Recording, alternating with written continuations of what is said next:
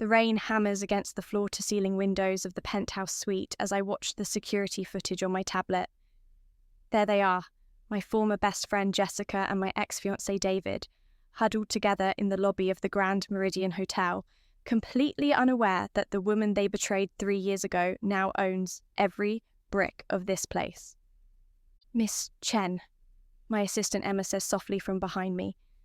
"They've just checked into the honeymoon suite. Should I?" "Let them settle in first." I don't take my eyes off the screen.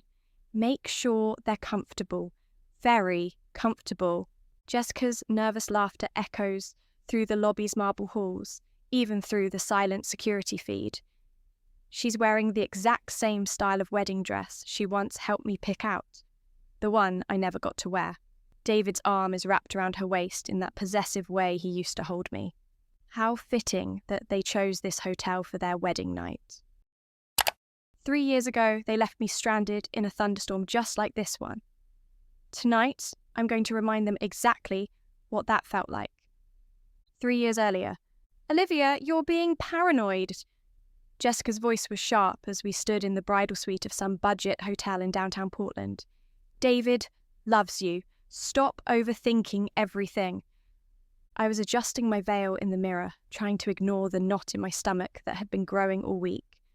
The wedding was supposed to start in 2 hours, but David hadn't answered any of my calls since yesterday. He missed the rehearsal dinner, Jess? His own rehearsal dinner. He had that important client meeting, remember? The one that could make his career? Jessica was bustling round, hanging up bridesmaids' dresses with an efficiency that seemed almost practiced. You knew when you started dating a corporate lawyer that work would come first sometimes. But something felt wrong. David had been distant for months. Late nights at the office, weekend conferences that seemed to pop up from nowhere. And Jessica, my maid of honor, my best friend since college, had been acting strange too. Secretive, always checking her phone and making excuses to leave early when the three of us hung out. "Maybe I should drive over to his hotel," I said, reaching for my car keys. "Absolutely not." Jessica practically lunged for the keys, snatching them from my hand. "It's bad luck to see the groom before the wedding. Plus, you look perfect. Don't mess up your makeup with all this stress." I should have trusted my instincts. I should have demanded those keys back. Instead, I let Jessica convince me to stay put while she went to check on things at the venue. She never came back. 2 hours later, I was standing at the altar of St. Mary's Cathedral in my grandmother's vintage lace dress, watching 300 guests whisper and check their phones as the minutes ticked by. No David, no Jessica, no maid of honor, no groom, no explanation. The church coordinator finally approached me with a sealed envelope. Inside, David's familiar handwriting. "Olivia, I can't do this. I'm sorry. By the time you read this, Jessica and I will be on a plane to Cabo. We didn't plan for this to happen, but we can't fight what we feel anymore. Your car is in the church parking lot. The wedding is paid for. At least enjoy the reception. D." The storm hit as I drove home in my wedding dress, makeup streaming down my face. My phone buzzed constantly. Friends, family, vendors, all wanting answers I didn't have. When I pulled into my apartment complex, David's things were already gone. He'd moved out while I was getting ready to marry him. But the cruelest part, they'd left me with all the wedding debt, the venue, the catering, the flowers, the photographer. Everything was in my name because David claimed his credit was temporarily tied up in business investments. $28,000 of debt for a wedding that never happened. I spent that night on my bathroom floor in my ruined dress, scrolling through Jessica's Instagram. She'd already posted a photo of her and David on a beach, his arm around her waist, both of them laughing. The caption read, "Sometimes love finds you when you least expect it. #new beginnings, sorry not sorry." 47 likes in the first hour, including several from people who'd been at our wedding that afternoon. "Miss Chen?" Emma's voice pulls me back to the present. The weather service is predicting this storm will last through the night. Should I have maintenance check the backup generators? I smile, still watching David and Jessica on the security feed. They're in the elevator now, probably heading up to their suite, room 2847, the same room where David used to take his important clients during our engagement. I'd found the receipts later, buried in our joint credit card statements. No, I say quietly, let's see how they handle a little inconvenience. My tablet chimes with a notification. The power grid monitoring system shows everything functioning normally throughout the city, except for a small, isolated outage that will affect only one building, only one hotel, only the Grand Meridian. Emma raises an eyebrow. The backup generators will still keep the emergency systems running, of course. Elevators, phones, basic lighting. Of course. I close the tablet and walk to the window. The rain is getting heavier, just like it was 3 years ago. We wouldn't want anyone to get actually hurt. That would be illegal. Below, the city sparkles through the storm. I've built quite a life for myself in these 3 years. After David and Jessica's betrayal, I threw myself into the one thing that had always made sense to me: business. The wedding debt nearly bankrupted me, but it also motivated me. I took every freelance consulting job I could find, worked 18-hour days, learned everything about hospitality and real estate investment. Turns out, being left with nothing makes you very, very good at recognizing opportunity. The Grand Meridian was hemorrhaging money when I first toured it 18 months ago. Poor management, dated amenities, a reputation for unreliable service. The previous owners were desperate to sell.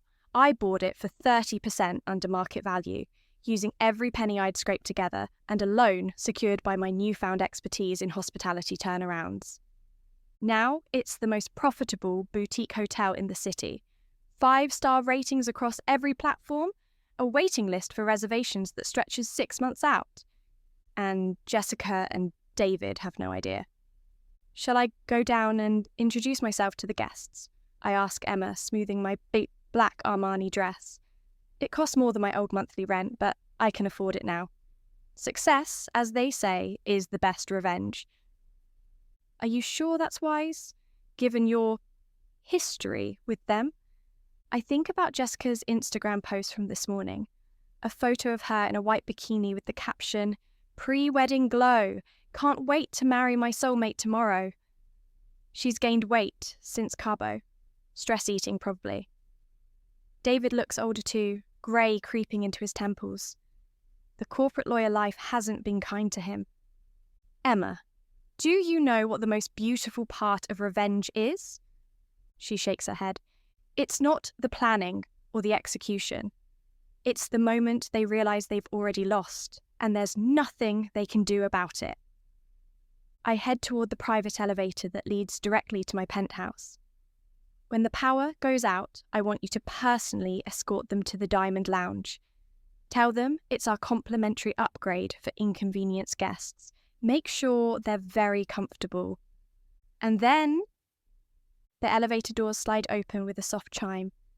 Then we wait for them to figure out who really owns this place.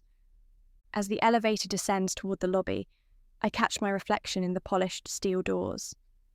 3 years ago, I was a naive woman who trusted the wrong people. Tonight, I'm the CEO of Chen Hospitality Group, with assets worth more than David will ever see in his lifetime. The elevator stops at the lobby level, and I step out into my domain. Time to go say hello to my former best friend and my ex-fiancé. Time to show them what they really lost when they left me in that storm. The lobby's chandelier flickers once, twice, then dies completely. Emergency lighting kicks in, casting everything in an eerie amber glow. Perfect timing.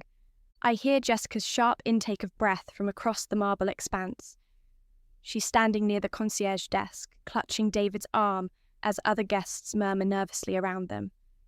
David pulls out his phone, the screen's blue light illuminating his face as he presumably checks for cell service. "Ladies and gentlemen," I announce, my voice carrying easily across the suddenly quiet lobby. We're experiencing a temporary power outage due to the storm. Our emergency systems are fully operational, and we expect power to be restored shortly. Several guests nod, reassured, but Jessica has gone completely still. I can see her face clearly now under the emergency lighting. Older, more makeup than she used to wear, but those same green eyes that used to laugh with me over late-night pizza and terrible romantic comedies. She knows that voice.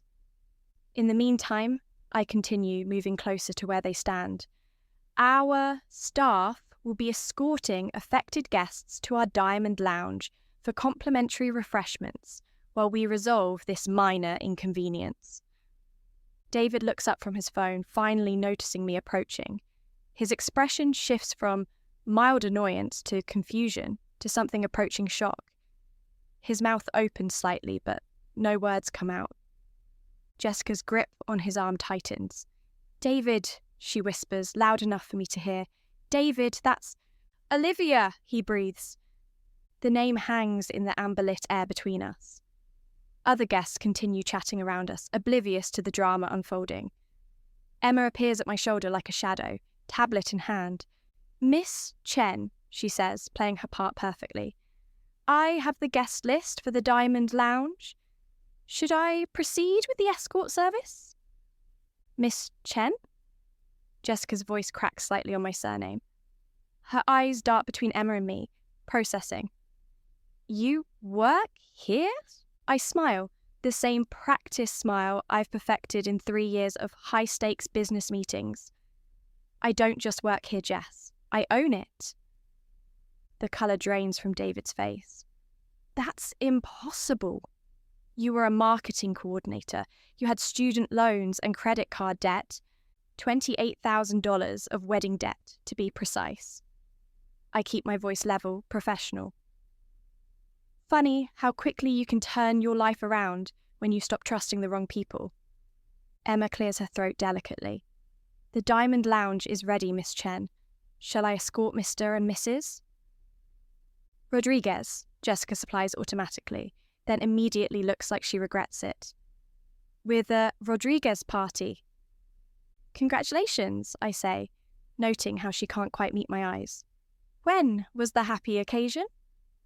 "This morning," David manages, his lawyer training finally kicking in.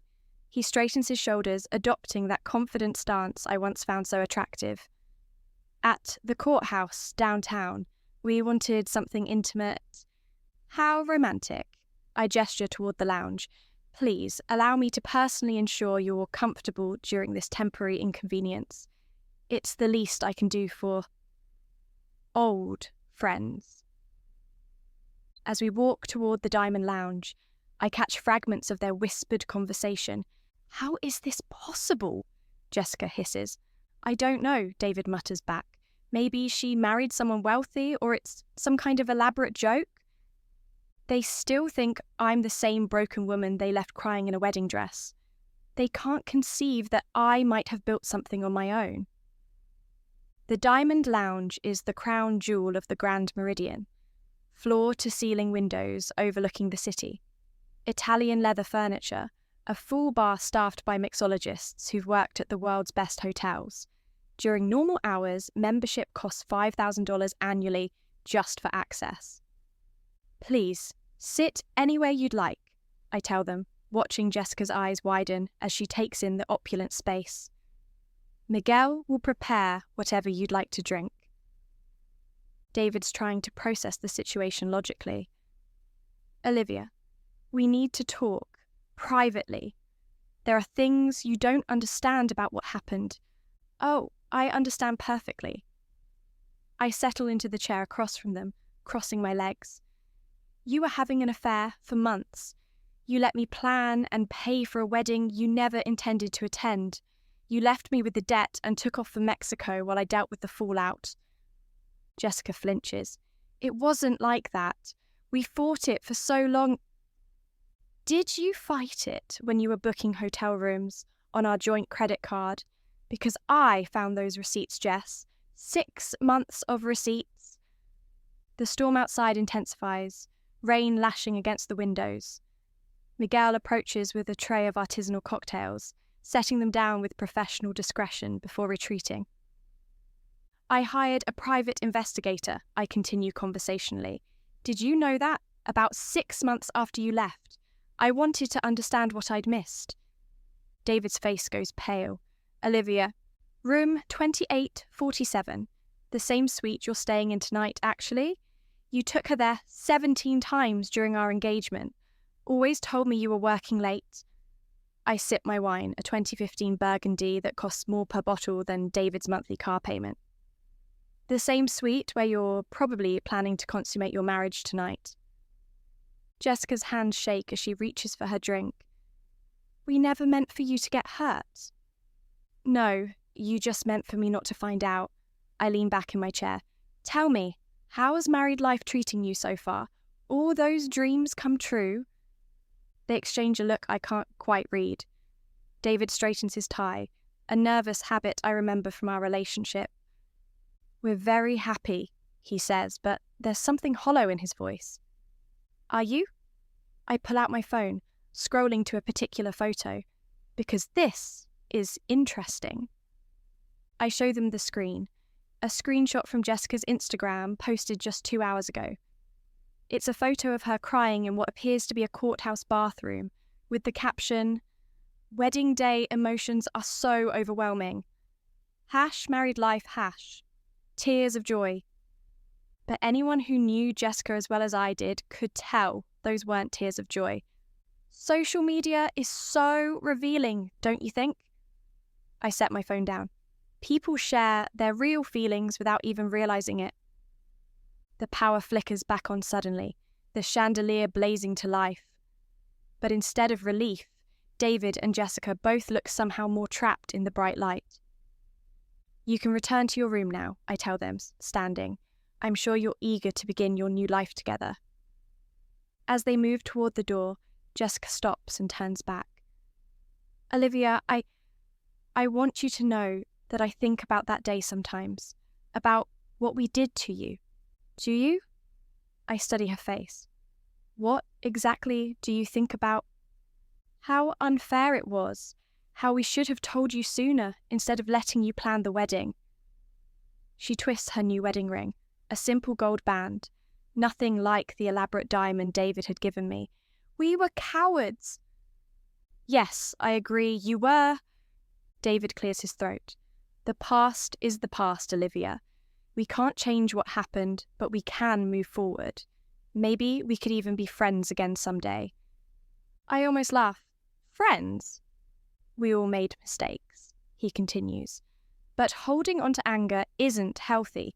You've clearly done well for yourself. Can't we just let bygones be bygones?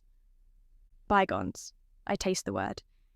That's an interesting way to describe financial fraud, emotional devastation, and public humiliation.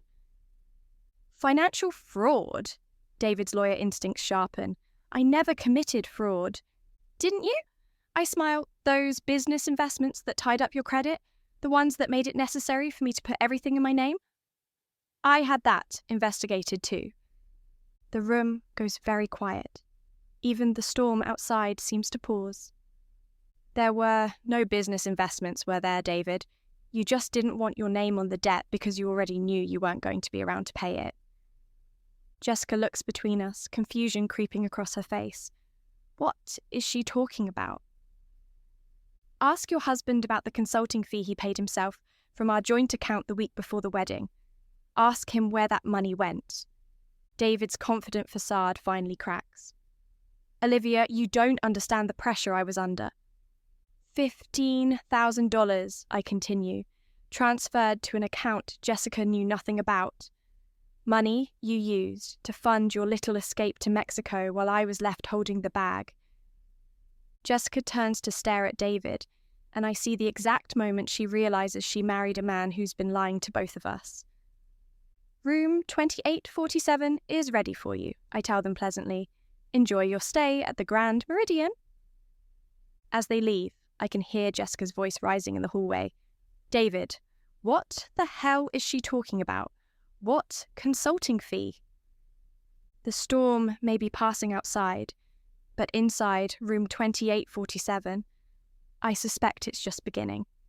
20 minutes after David and Jessica disappear into the elevator, my phone buzzes with a notification from the hotel's internal monitoring system. Raised voices detected in room 2847. Audio quality, clear. I'm in my office now, the one with soundproof walls and a view of the entire city. Emma sits across from my desk, her expression carefully neutral as another notification pops up. Should I disable the monitoring, Miss Chen? She asks. For privacy? I consider this. The monitoring system is technically for security purposes. We're legally required to have audio detection in case of emergencies. But listening to their private conversation would cross a line, even for me. Yes, I say, reaching for the tablet. Disable it. But before I can swipe to turn it off, Jessica's voice comes through clearly. $15,000, David. She said you stole $15,000. I pause. Technically, they're shouting loud enough that anyone in the hallway could hear. That's not quite the same as deliberately eavesdropping. I didn't steal it. David's voice is defensive. It was our money. I had every right to access it. Our money? I wasn't even on that account. It was yours and hers. Emma and I exchange glances. I set the tablet down without disabling the system. Look, Jess, I can explain everything. Just let me think for a minute. Think? You've had 3 years to think. Why didn't you tell me about this before we got married? There's a long pause. When David speaks again, his voice is quieter, more calculated. Because I knew you'd react exactly like this. I was protecting you. Protecting me from what? The truth? From understanding how desperate I was back then. Do you have any idea what it was like being engaged to Olivia? The pressure, the expectations. Her family loved me, her friends adored me. Everyone kept talking about our perfect future together. I feel a chill run down my spine. This isn't the conversation I expected to overhear. I felt trapped, Jess, like I was sleepwalking toward a life I didn't want. And then you came along, and suddenly everything made sense. You were real. You were... I was what, David? You were an escape. The silence that follows is deafening. Even through the monitoring system, I can feel Jessica's shock. Emma shifts uncomfortably in her chair. Miss Chen, perhaps we should... I hold up a hand, leaning closer to the tablet. An escape? Jessica's voice is barely above a whisper. That's what I was to you. An escape. No, that's not what I meant. I meant you saved me from making the biggest mistake of my life. Marrying Olivia would have been, what, safe, stable, everything I'm not? Jess, you're twisting my words. Am I? Because it sounds like you used me to blow up your life and now you're stuck with the consequences. I can hear movement in the room. Pacing, probably. Jessica always paced when she was upset. That's not fair, David says. We fell in love. What happened between us was real. Was it? Or did you just convince yourself it was real because it was convenient? Another pause. When David speaks again, there's something different in his tone, something colder. You want to know the truth, Jessica? Fine. Here's the truth. Yes, I took that money. Yes, I planned our escape while Olivia was planning our wedding. And yes, I let her take on all the debt because I knew I wasn't going to be there to pay it. My hands clench into fists. Hearing him admit it so casually makes my chest burn with familiar rage. But here's what you don't seem to understand, he continues. I did all of that for us, so we could start fresh, without her drama, without her family breathing down our necks, without having to explain ourselves to everyone who thought we were such terrible people. We are terrible people, David. We destroyed her life. No, we freed ourselves from a situation that was making all 3 of us miserable. And look how it turned out. She's obviously fine, better than fine. She owns a goddamn hotel. Emma's eyebrows shoot up. I realise I'm gripping the edge of my desk hard enough to leave marks. You think that makes it okay? Jessica's voice is rising again. You think because she recovered from what we did, that means we didn't do anything wrong? I think, David says slowly, that we all made choices. She chose to trust people she shouldn't have trusted. We chose to follow our hearts instead of living a lie. And now she's chosen to make tonight as uncomfortable as possible for us. Uncomfortable? David, this isn't about comfort. This is about revenge. He cuts her off. Pure and simple. She lured us here somehow, probably saw our wedding announcement in the paper or something. This whole thing, the storm, the power outage, the mysterious hotel ownership, it's all designed to make us feel guilty. Maybe we should feel guilty. For what? For falling in love? For refusing to live a lie? For the way we did it? For letting her plan a wedding we knew wasn't going to happen? For taking her money and leaving her with nothing? She's not exactly nothing now, is she? The cruelty in his voice makes my stomach turn. This is the man I was going to marry. The man I thought I knew. You know what I think? David continues. I think this is all a performance. The successful businesswoman act, the fancy hotel, even this conversation. She probably knows we're having this fight right now. I freeze. Emma's eyes widen. What do you mean? Jessica asks. Think about it. She just happens to own the hotel we picked for our wedding night. She just happens to be in the lobby when the power goes out.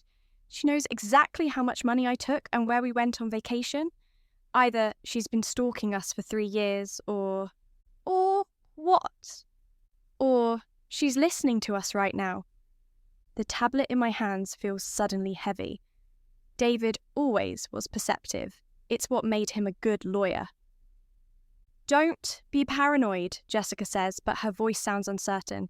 Hotels have monitoring systems, Jess, especially fancy ones. And she did say she had us investigated. I can hear him moving around the room. Olivia, I know you can hear this. Emma and I sit in stunned silence. If you're listening, David continues, then let me save you some time. Yes, we betrayed you. Yes, we handled it badly. But we're not sorry we fell in love, and we're not sorry we chose each other over you. David, stop, Jessica whispers. No, I'm tired of tiptoeing around this. We've been acting like criminals for 3 years, apologising for finding happiness. Well, I'm done apologising. His voice grows stronger, more confident. We're here, we're married, and we're not going anywhere. So whatever game you're playing, Olivia, whatever revenge fantasy you've cooked up, bring it on. The challenge hangs in the air like smoke. Emma looks at me expectantly, waiting for instructions. I stand up slowly, smoothing my dress. Emma, I need you to pull David Rodriguez's credit report, current employment status, financial records, everything. Right away, Miss Chen. And check on Mrs. Rodriguez's social media activity from the past 6 months. I want to know if this marriage is as solid as they're pretending it is. Emma nods and heads for the door. As she reaches it, she pauses. What are you planning? I look out at the storm, which is finally beginning to calm. The rain has slowed to a gentle patter against the windows. David thinks he knows me, I say quietly. He thinks I'm the same naive woman who trusted people she shouldn't have trusted. He's about to learn how wrong he is. And Mrs. Rodriguez? I think about Jessica's voice, the pain and confusion when she realised David had used her as an escape route rather than truly choosing her. Jessica is about to learn who she really married. As Emma leaves, I pick up my phone and dial a number I haven't called in months. Marcus, it's Olivia Chen. I need a favour. Marcus picks up on the second ring. Olivia, it's been months. How are you? I'm good. Better than good, actually. I need you to send me everything you found during the investigation. All of it. Everything? Even the stuff I told you not to look at? I closed my eyes. Marcus had been thorough, perhaps too thorough. There were things he'd uncovered that I'd told him to bury, things that would have destroyed me 3 years ago when I was still bleeding from David and Jessica's betrayal. Especially that. Are you sure? Some of those files. Send them, Marcus. Tonight. 20 minutes later, my computer chimes with an encrypted email. Marcus has attached 17 files, each one labelled with clinical precision. Financial records, D. Rodriguez, communication logs, J. Rodriguez, employment history, medical records. And one file that makes my blood run cold. Additional findings, confidential. I opened the financial records first. David's been lying about more than just the wedding money. His law practice has been struggling for 2 years. Malpractice lawsuits, dissatisfied clients, missed deadlines. He's defaulted on his student loans twice and currently owes more than he makes annually. Jessica's records are equally revealing. She lost her marketing job 8 months ago and has been hiding it, probably from David. Her credit cards are maxed out, and she's been taking cash advances to pay rent on a studio apartment in the worst part of downtown. They're both broke, desperate, and apparently they've been lying to each other about it. But it's the file labelled communication logs that makes my hand shake as I open it. Text messages, hundreds of them, between David and a contact labelled a .price. The timestamps go back 6 months, right around the time Jessica lost her job. David, she still doesn't suspect anything? A .price. She's clueless, keeps talking about the wedding like it's going to solve all her problems. David, good.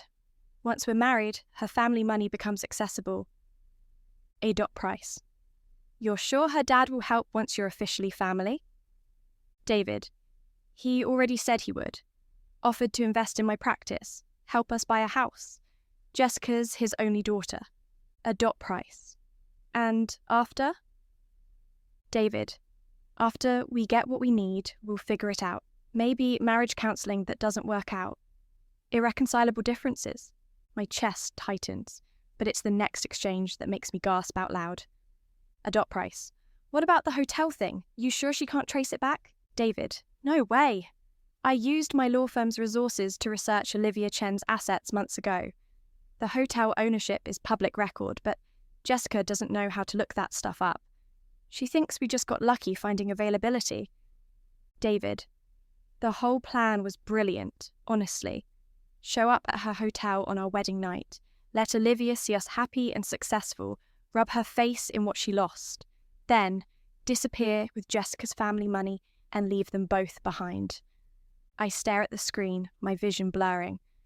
They didn't stumble into my hotel by coincidence. David researched me, found out about my success, and deliberately chose to stay here as some twisted victory lap. But there's more. A .price. You really think you can go through with it, marrying her when you don't love her? David, love is a luxury I can't afford right now. Jessica served her purpose 3 years ago. She got me out of a marriage I didn't want. Now she can serve her purpose again. A .price. Cold, man, even for you. David, I learned from the best. Olivia taught me that business and personal life don't mix. Now I'm applying that lesson. I have to stop reading. My entire body is shaking with rage, but underneath that there's something else. Something that feels almost like relief. Because Jessica isn't the villain I thought she was. She's another victim. I pick up my phone and dial Emma. I need you to escort Mrs. Rodriguez to my office. Tell her I have information about her husband that she needs to see. Don't mention the monitoring system. What about Mr. Rodriguez? Leave him exactly where he is. 15 minutes later, Emma escorts a visibly nervous Jessica into my office. She's changed out of her wedding dress into jeans and a sweater, her face scrubbed clean of makeup. She looks younger somehow, more like the girl I used to know. Sit down, Jess.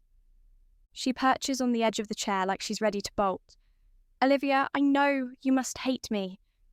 I don't hate you. The words surprised both of us. I did for a long time, but I don't anymore. You don't?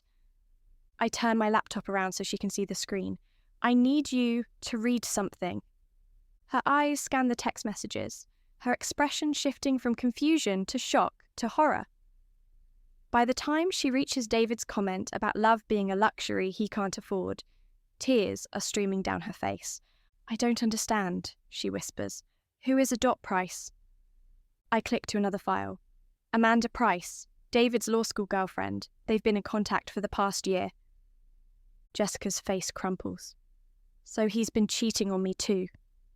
It's worse than that. I open the medical records file. Amanda Price was diagnosed with ovarian cancer 18 months ago. She needed expensive treatment that her insurance wouldn't cover. Jessica looks up at me confused. The $15,000 David stole from our joint account. It didn't go toward your Mexico trip. It went to Amanda's cancer treatment. You and I were both just convenient sources of funding for the woman he actually loves. The silence in the room is deafening. Jessica stares at the screen, her world clearly crumbling around her. But the trip to Mexico, she starts, was paid for with money he borrowed against my wedding debt. He used my credit, my name, my financial ruin to fund his romantic getaway with you. I lean back in my chair. And now he's planning to use your family's money to fund his real life with Amanda. Jessica doubles over like she's been punched in the stomach. Oh God, what have I done? You fell in love with a man who's incapable of loving anyone but himself. She looks up at me through her tears. Olivia, I am so sorry. I had no idea. I know you didn't. I reach across the desk and hand her a tissue. The question is, what are you going to do about it? She wipes her eyes, some of her old spirit flickering back to life. What do you mean? I smile. I mean, David thinks he's so smart. He researched me, planned this whole elaborate humiliation, figured he could use both of us and walk away clean. I stand up and walk to the window. He has no idea that I've been 3 steps ahead of him this entire time. What are you talking about? Jessica, how much do you know about marital fraud laws? Her eyes widen. Marital fraud? In Oregon, if you can prove that someone married you under false pretenses, lied about their finances, their intentions, their feelings, the marriage can be annulled and the injured party can sue for damages. I turn back to face her. And if you can prove they used the marriage as part of a larger financial scheme, it becomes criminal fraud. Jessica's mouth falls open. You want me to have him arrested? I want you to take control of your life.